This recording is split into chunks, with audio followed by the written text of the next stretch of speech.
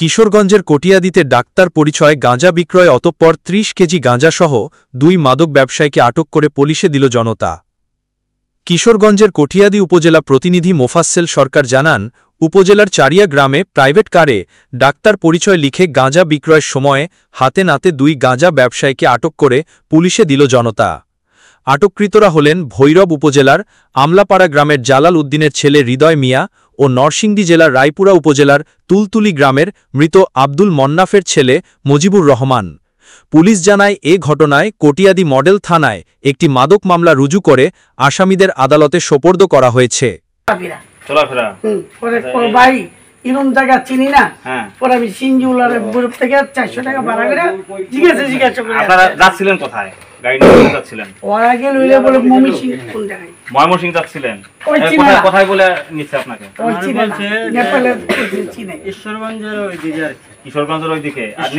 ঈশ্বরগঞ্জ আপনার নির্দিষ্ট করে বলে নাই যে আপনি কোথায় যাবেন? আপনি ভাড়া নিছেন, নির্দিষ্ট করে না বললে ভাড়া নিয়ে নিছেন।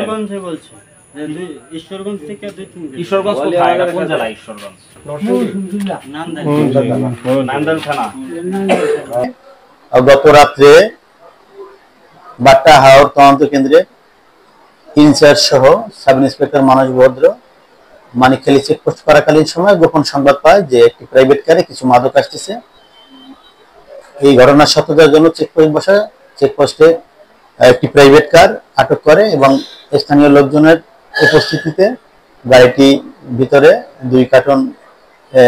দুটি কার্টন পাওয়া যায়। কার্টন দুটি খোলার পরে এখানে 15টি ছোট ছোট প্যাকেটে মোট 30 কেজি গাঁজা সহ 2 জন লোককে আটক করা এবং ওই প্রাইভেট কারটিও মাদক ব্যবসার পরিবহন কাজে ব্যবহার করা হতো, যা আসামিদেরকে প্রাথমিক জিজ্ঞাসাবাদে জানা যায়।